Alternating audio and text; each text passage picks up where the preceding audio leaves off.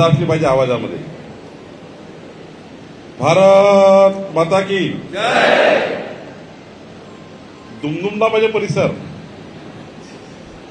भारत माता की जय। वंदे मातरम। छत्रपती शिवाजी महाराज की जय। महामानव डॉक्टर बाबासाहेब आंबेडकर की जय।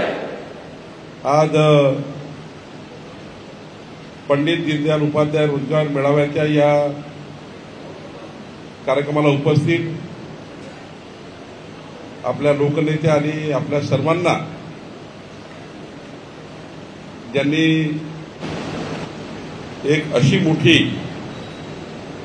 हजारो पिढ्यांना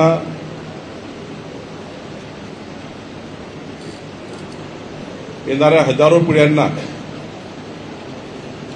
ज्यांची जीवनामध्ये स्मृती होईल, ज्यांची आठवण कोरल्या जाईल, अशा सुलेखाताई कुंभारे, आपले प्रकाश देशमानेजी, सुनंदा बजाज, मंगेश यादव, अजयजी कदम, राज हळोती, चंद्रशेखर तुपट, लालू यादव, उज्जवल रायबोले, कपिल गायधने, प्रतीक पडोळे, दीपंकर गणवीर, लाला खंडेलवाल, राजा देशमुख, लालसिंग यादव, पंकजी वर्मा, विजय कोंडुलवाल, वंदनाताई भगत, नरेशजी पारवानी, योगेश गायधने, कुणाल सोळंकी, अशू अवस्थी, परियमचे आमचे सर्व पदाधिकारी, उपस्थित बंधू भगिनी, खरं तर महाराष्ट्राचे लोकनेते,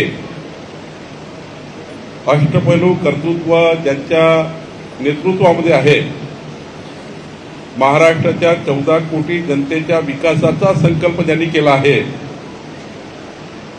विकसित महाराष्ट्र 2029, विकसित महाराष्ट्र 2034, विकसित महाराष्ट्र 2047 ही भूमिका ज्यांनी मांडली आहे, असे आपल्या सर्वांचे परिचित, आपल्या परिवारातले, ज्यांचा आपल्या जीवनामध्ये सांस्कृतिक, सामाजिक, धार्मिक सर्वच कार्यामध्ये अत्यंत महत्त्वाचा त्यांचा सहभाग आहे, असे माननीय देवेंद्र फडणवीसजी यांचा आज वाढदिवस आहे। आपण सर्व त्यांना एकदा टाळ्या वाजवून शुभेच्छा देऊया, इथूनच त्यांना शुभेच्छा देऊया। आज माननीय अजितदादा पवार यांचाही वाढदिवस आहे।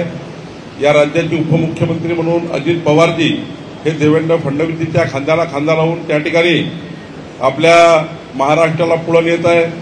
या ठिकाणी या दोन्ही नेत्यांचा वाढदिवस आहे आणि आज वाढदिवसानिमित्त महाराष्ट्रभर ब्लड डोनेशनचे कॅम्प, महाराष्ट्रभर रोजगार मेळावे असे या ठिकाणी आयोजित केले आहेत। खरं तर जिल्हा कौशल्य विकास रोजगार उद्योजकता मार्गदर्शन केंद्र नागपूर यांच्या वतीने या ठिकाणी आपल्या या दादासाहेब कुंभारे मल्टीपर्पज ट्रेनिंग सेंटरमध्ये हा जो रोजगार मेळावा आहे, खरं तर हा रोजगार मेळावा घेताना या ठिकाणी काहीच कारण नसताना, म्हणजे शासकीय कार्यक्रम वगैरे काही या ठिकाणी प्रोटोकॉल नाही आहे, ते आपले अधिकारीच प्रोटोकॉल लावतात। हे तर सांगणारे काहीच नाही आहे की या ठिकाणी सांगायला गरज नाही पडली पाहिजे की आदरणीय सुलेखाताई कुंभारे या माजी राज्यमंत्री राज्याच्या, त्यांचं नाव तर असलंच पाहिजे, त्याला काही मनाई कुणाची नाही केली पाहिजे, कारण हे प्रोटोकॉलवाले अधिकारी चुकवतात आणि आपल्या सर्वांचं नाव त्या ठिकाणी खराब होतं आणि त्यामुळे याच्यामध्ये काही प्रॉब्लेमच नव्हता। सुलेखाताईचा फोटो टाकायला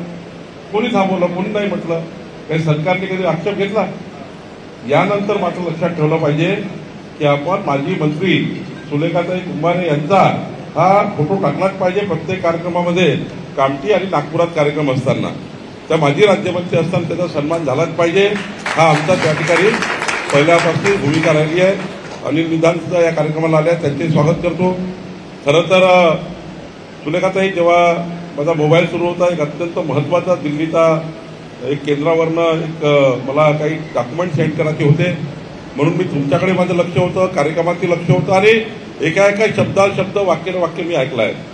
खरं तर आपल्या म्हणण्याचा एवढाच उद्देश होता की आपल्या जीवनामध्ये आपण एक सत्कर्म असं करावं की ज्यांच्या परिवारातला नोकरीचा एक विषय हा प्रत्येक परिवाराचा सोडवण्याकरता काही ना काही या ठिकाणी योजना तयार करावी। रस्ते, वीज, पाणी, उड्डाणपूल, मेट्रो, रेल्वे आपण करणारच आहे, पण याच्यासोबत हा सार्वजनिक विकास असताना व्यक्तिगत विकास झाला पाहिजे, याकरताही आपण माझं लक्ष केंद्रित केलं होतं। माझं लक्ष पूर्णच होतं, कारण मला हे माहिती होतं की सुलेखाताई ज्या सूचना सांगतील त्या मला भाषणात त्याचं उत्तर द्यायचं आहे, त्यामुळे माझं लक्ष तुमच्याकडे पूर्ण होतं। एक डॉक्युमेंट अर्जंट बोलवणे, सेट करणे एवढाच विषय महत्वाचा होता, तुम्ही करून टाकला तुमचं भाषण सुरू असताना. खरं तर दुसरं महत्वाचं, आदरणीय सुलेखाताई यांनी ज्या पद्धतीचं या ठिकाणी हे ITI सुरू केलं, स्किल डेव्हलपमेंट सुरू केलं, मी या ठिकाणी ताई माननीय देवेंद्रजीचा वाढदिवस असो की अजून पुढच्या काळामध्ये जेव्हा जेव्हा तुम्ही रोजगार निर्मिती करता, जेव्हा जेव्हा तुम्हाला वाटलं महिन्याचे, 2 महिन्याचे, 3 महिन्याचे, 4 महिन्याचे शिबिर झाले पाहिजे, तर आमचा शासनाचा विभाग आपल्याला तसे शिबिरं लावून देऊन या ठिकाणी आपल्या मल्टीपर्पज ह्या हॉलमध्ये किंवा आपल्या मोठ्या हॉलमध्ये MTDCच्या त्या ठिकाणी आपलं शिबिर होऊ शकतं. आणि त्या शिबिराच्या माध्यमातून जो अत्यंत महत्वाचा विचार आपण या ठिकाणी मांडला आहे की रोजगार निर्मिती करणे. मी तर म्हणे रोजगार निर्मिती करायची आहे, रोजगार मागणाऱ्यापेक्षा रोजगार देणारे आपल्याला बनायचे आहे. रोजगार देणारे, आपण रोजगार मागतो फक्त, पण 21व्या शतकातला भारत निर्माण करताना सर्वात महत्वाचं काय, केंद्र सरकार राज्य सरकारच्या संपूर्ण योजना, या योजनेतली एखादी योजना आपण आपल्या जीवनामध्ये केंद्रातल्या राज्याच्या त्या ठिकाणी ज्या योजना आहेत, म्हणजे आता तर माननीय देवेंद्र फडणवीसजीच्या सरकारने, आपल्या सरकारने, मोदीजीच्या सरकारने छोटे छोटे लघु उद्योग तयार करून आपल्या उद्योजिकता या ठिकाणी इम्प्रूव्ह करण्याकरता सरकारने मोठी संधी दिली आहे. मी एवढंच सांगेन तुम्हाला, या ठिकाणी रोजगार ह्या 10 कंपन्या येतील, आपापला पर्सनल इंटरव्ह्यू घेतील, त्यापेक्षा यापेक्षा ते कराच, हे तर केलंच पाहिजे. पण माझी विनंती आहे, किमान 20 लोकांना रोजगार देणारा छोटा प्रकल्प आपण टाकू शकतो का? त्याकरता 5-10 लाख रुपये, 15 लाख रुपये जे रिव्हॉल्विंग फंड आहे ते गव्हर्नमेंट घेऊ शकतो का? आपण MIDCच्या माध्यमातून लघु उद्योग होऊ शकतो का? या ठिकाणी मोठ्या प्रमाणावर रोजगार निर्मिती करण्याकरता काय काय करू शकतो? वस्त्रोद्योगमध्ये काय करू शकतो? त्या ठिकाणी आता मोठ्या प्रमाणावर अनेक छोटे छोटे उद्योग आले आहे. आपल्याला आपला मोठ्या प्रमाणावर आपलं जीवन मजबूत करताना लोकांचे जीवन मजबूत झालं पाहिजे. याकरता आपण या ठिकाणी DPCच्या माध्यमातून, सुलेखाताई, आपण आता नाविन्यपूर्ण योजनेच्या माध्यमातून, मायनिंग फंडाच्या माध्यमातून आपण काही रिव्हॉल्विंग फंड उभा करतो आहे. आणि जर एक 5-10 मुलं एकत्र आले आणि त्यांनी जर म्हटलं की आम्हाला हा रोजगार निर्मित करायचा आहे, त्याच्याकरता रिव्हॉल्विंग फंड हा आम्ही देण्याची योजना सुद्धा त्या ठिकाणी कौशल्य विकास केंद्राला मी सांगतो आहे. कौशल्य विकास केंद्राच्या लोकांनी काही निर्णय करा की तुम्ही स्किल डेव्हलप झाल्यावर त्या स्किल डेव्हलप झालेल्या मुलांना त्या ठिकाणी काही रिव्हॉल्विंग फंड देऊन त्यांना एखादा उद्योग सुरू करता येईल का? याकरता आपण यावर्षी 1000 महिला बचत गटांना कमीत कमी 1 लाख रुपये रिव्हॉल्विंग फंड, बँकेचं लोन नाही ताई, डायरेक्ट 1 लाख रुपये चेक किंवा 2 लाख रुपये चेक देऊन त्यांनी एखादा उद्योग चालू करायचा, त्याला रिव्हॉल्विंग फंड द्यायचा. आम्ही वापस मागणार नाही तो फंड, पण तो बेसिक ठरला पाहिजे. स्किल डेव्हलपमेंट सेंटर माविननी बसा आणि DRDAनी बसा. मला SOP तयार करून पाहिजे. बजाज मॅडम समजलं का आपल्याला? SOP तयार करून पाहिजे आम्हाला की कुठल्या बचत गटाला, कुठल्या मुलांच्या कोऑपरेटिव्ह 10-12 मुली आहेत, त्यांनी एखादा विचार केला की आम्ही 10-12 मुली मिळून आम्हाला हा प्रकल्प टाकायचा आहे, तर स्किल डेव्हलपमेंट जोडलं पाहिजे, त्याचं स्किल डेव्हलप झालं पाहिजे त्या प्रकल्पाचं. मग माविन आणि DRDAनी एकत्र आलं पाहिजे आणि तो रिव्हॉल्विंग फंड त्याला दिला पाहिजे, जेणेकरून रोजगार मागणाऱ्यापेक्षा रोजगार देणारे. आपल्याला कामठी, जसं सुलेखाताईंनी दादासाहेब कुंभारेच्या काळामध्ये बिडी कामगारांची एवढी मोठी योजना होती, त्या काळात किती लोकांना रोजगार मिळाला? बिडी कामगार म्हणजे बिडी बनवणारे. असा रोजगार ज्यांनी कामठीला 20 वर्ष वरदान ठरला. आज त्या ठिकाणी मला आनंद आहे, सुलेखाताई आणि मी निवडणुकीच्या काळामध्ये ताई आपण दोघांनी एक भाषण दिलं होतं कुंभारे कॉलनीमध्ये, आणि आपण दादासाहेब कुंभारेजींना स्मृतीला वंदन करू, फोटो लावू. आपण हा वादा केला होता की दादासाहेब कुंभारेंनी जे म्हाडाची वस्ती तुम्ही त्या काळात बांधली दादासाहेब कुंभारेच्या नावानं, त्या वस्तीमध्ये मागच्या 20 वर्षापासून जे त्यांच्यावर व्याज लागलं होतं 6 कोटी 12 लाख रुपये, ते माफ करून देऊ सरकार आपलं आलं. आपण संकल्प केला, तुम्ही त्या ठिकाणी सूचना दिली, तुमचं भाषण पहिलं झालं होतं, माझं भाषण नंतर झालं होतं, आणि मी शब्द दिला होता की ताई आपलं सरकार आल्यावर आपण दादासाहेब कुंभारे नगरीचं संपूर्ण व्याज आणि चक्रवाढ व्याज माफ करू, आणि आज ते माफ करून दिलं. आपण आता लवकरच आपल्याला एक 8 दिवसामध्ये कार्यक्रम, तुम्ही सांगा केव्हा घ्यायचा, त्या ठिकाणी आपल्याला 582 लोकांना पट्टे वाटप करायचे आहे आणि त्यांचं व्याज माफ करून त्यांना सनद द्यायची आहे. खरं तर आपण हा संकल्प दोघांनी केला होता, तुम्ही त्याची सुरुवात केली. खरं तर दादासाहेब कुंभारेची आठवण काय होती? स्वर्गीय दादासाहेब कुंभारेजींनी काय म्हटलं होतं? रोजगार देणारेपणा. आणि मग स्वर्गीय दादासाहेब कुंभारजींना अपेक्षित असलेला रोजगार मिळावा आपण आज करतो आहे आणि म्हणूनच कामठी निवडलं. मला अधिकाऱ्याचा जेव्हा फोन आला की आपल्याला कोराडी करायचं कामठी करायचं, मी सांगितलं सुलेखाताई म्हणते त्याप्रमाणे करा. कारण स्वर्गीय दादासाहेब कुंभारेजींनी आपल्याला रोजगाराचा संकल्प केला होता आणि म्हणून या ठिकाणी आपल्याला पुढे जायचं आहे. हा देवेंद्र फडणवीस साहेबांच्या वाढदिवसानिमित्तचा मेळावा आहे, म्हणजे रोजगार मेळावा आहे. पण पुढेही ताई आपल्याला स्वर्गीय दादासाहेब कुंभारेच्या स्मृतीप्रीत्यर्थ जे जे कार्यक्रम होतील, ड्रॅगन पॅलेसमध्ये जे जे कार्यक्रम असतील, तेव्हा तेव्हा आमचे अधिकारी, आपलं शासन हे निश्चितपणे त्या ठिकाणी या योजनेला पुढे जाऊ. आज या ठिकाणी मला अभिनंदन करायचे आहे की 217 कोटी रुपये सुलेखाताईंनी आपल्या सामाजिक न्याय विभागाकडून या ठिकाणी मिळवले. माननीय देवेंद्रजींच्या सरकारकडून आता आपल्याला 217 कोटी रुपयाचा विकास प्रकल्प या ठिकाणी साजरा होतो आहे. आणि ड्रॅगन पॅलेस टेम्पलच्या आजूबाजूला परवा मिटिंग घेतली आपण, ज्या पद्धतीचं रेल्वे मेट्रोचं स्टेशन होत आहे, पार्किंग होत आहे, एक मोठं सेंटर आपण त्या ठिकाणी गडकरी साहेबांसमोर मंजूर करून घेतलं. एक कामठीच्या विकासाचा संकल्प आपण केला. आपण तर या ठिकाणी 1000 वर्षाच्या येणाऱ्या पिढीला संस्कार, संस्कृती, देव देवीचं दर्शन आणि धर्माकरता या ठिकाणी जे सेंटर उभं केलं, ड्रॅगन पॅलेस टेम्पल उभं केलं, या ठिकाणी या ठिकाणी मोठी शक्ती या ठिकाणी उभी केली. हे ऊर्जा देणारं स्थान आहे. इथून शक्ती मिळतं, इथनं जीवनाचं कल्याण होतं. मेडिटेशन सेंटरच्या माध्यमातून जीवनाचा उद्धार होतो, जीवन कार्यामध्ये आपला बदल होतं, आपल्या जीवनामध्ये वाईट विचार सोडून चांगले विचार येतात.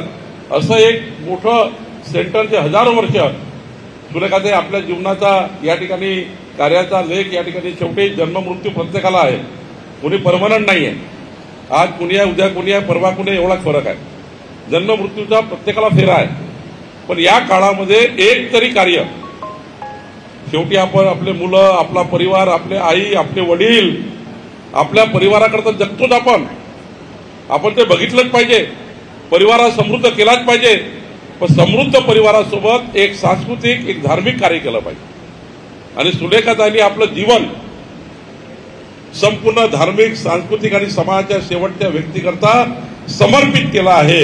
असं जीवन कार्य सुलेखाताईंचं या ठिकाणी आहे. आणि म्हणूनच सुलेखाताईला आपण या ठिकाणी सर्व एक ताई म्हणून हजारो वर्ष ताईचं नाव राहणार आहे. आणि म्हणून आपण सर्वांनी या ठिकाणी या स्थळावरनं केवळ रोजगार घेऊन जाऊ नका. या स्थळाने काय दिलं तर ऊर्जा दिली, आपल्याला संस्कार दिले, संस्कृती दिले. येणाऱ्या 21व्या शतकामध्ये देश विकसित होत असताना संस्कृती आणि संस्कार असले पाहिजे. जर आपली संस्कृती आणि संस्कार सुटले तर विकास होऊन काही फायदा नाही आहे. म्हणजे आता आपण खूप मोठी नोकरी मिळवली, ग्रॅज्युएट झाले, पोस्ट ग्रॅज्युएट झाले, पण आपल्यावर संस्कारच नाही, आपली संस्कृती आपण ठेवत नाही आहे, त्याला काही अर्थ नाही. आणि म्हणून आपल्याला आपली पुढची पिढी ही संस्कारमय पिढी निर्माण करायची आहे. आपल्या जीवनामध्ये एक कार्य असं करायचं आहे जे समाजाकरता, आपल्या मातीकरता, आपल्या समाजाकरता, आपल्या परिसराकरता महत्वाचं राहील. आणि म्हणून मी या ठिकाणी सुलेखाताई आपले आभार मानतो आणि एकच सांगतो, पुढच्या काळातही एक काही भाजप नाही, काही नाही ताई, काही लहान लहान कार्यकर्ते चुका करतात. आपण कधी पार्टीबाजी कुठंच करत नाही. व्यस्त कार्यक्रमामुळे आम्हाला वेळही राहत नाही. मी तर सकाळी पहाटे 6 वाजता चालू करतो, रात्री 1 वाजता झोपतो. आणि त्यामुळे 4 तासात काही कळत नाही आम्हाला की काय चाललं. मी कधी फेसबुक, व्हॉट्सअप वगैरे काही, व्हॉट्सअप पूर्ण बघतो, रात्री 11 ते 1:30 व्हॉट्सअप बघतो पूर्ण. पण फेसबुक, इंस्टाग्रामवर काही बघत नाही काय काय चालू आहे इकडे. त्यामुळे कुणी कार्यकर्त्यांनी यानंतर हा प्रयत्न करू नये. सुलेखाताई आपल्या नेत्या आहेत, त्यांचा फोटो आपल्या प्रत्येक पार्टीचा कार्यक्रम असो की पार्टीचा कार्यक्रम नसो, सार्वजनिक कार्यक्रम असो, कारण महायुती आहे. महायुतीमध्ये सुलेखाताई अत्यंत महत्वाचा घटक आहे. महायुतीमध्ये 13 पक्षासोबत त्यांचा पक्ष आपल्यासोबत आहे. आणि त्यामुळे सर्व कार्यकर्त्यांनी यानंतर कोणीही त्या ठिकाणी बॅनरबाजी किंवा पोस्टरबाजी करताना एक तर बॅनर लावूच नका. लावले तर हा सुलेखाताईचा फोटो नाही, याचा फोटो नाही, त्याचा फोटो नाही, हे काही सहन करण्यालायक नाहीये. आणि त्यामुळे आपण सर्वांना माझी सूचना आहे, यानंतर कुठलेही बॅनर टाकायचे असतील, ताईच्या सन्मानाने फोटो लावला पाहिजे. तो सन्मान केवळ पार्टीचा नाही आहे, तो सन्मान आपल्या कामठीचा आहे, या देशामध्ये या जगामध्ये कामठीचं नाव अजरामर करण्याचं कार्य कुणी केलं तर सुलेखाताईंनी केलं आहे आणि त्यामुळे त्यांचा सन्मान हा नेहमीच झाला पाहिजे याकरता आपण सर्व काम करूया. सुलेखाताई, जेवढं आपण त्या ठिकाणी करण्याचा प्रयत्न करू. आपण जे मला 2-3 कामं सांगितले आहे, आजच मी नगर विकासशी बोललो, संध्याकाळपर्यंत फाईल येईल, त्याचा आपण निर्णय करू. आपण सांगितलेल्या प्रत्येक विषयाचा डीपीसीचे 4-5 विषय तेही ऑर्डर पाडू आणि तुम्ही सांगितलेला विकास पूर्ण करू एवढं त्या ठिकाणी सांगतो. आणि रोजगार मेळाव्यामध्ये ज्यांना ज्यांना नोकरा लागेल त्यांनी लागेल, जे लागणार नाही त्यांनी निराश होऊ नका. पुन्हा रोजगार मेळावा घेऊ. आज 10 कंपन्या आल्या, उद्या 50 कंपन्या आणू, एफटीडीसीच्या मोठ्या हॉलमध्ये घेऊ, पण या ठिकाणी आपण चांगलं काम करू. मी पुन्हा एकदा देवेंद्र फडणवीस साहेबांना वाढदिवसाच्या खूप खूप शुभेच्छा देतो. त्यांचं जीवन मंगलमय राहो, त्यांना उदंड आयुष्य लाभो अशा शुभेच्छा देतो. खूप खूप धन्यवाद. धन्यवाद साहेब. यानंतर समाज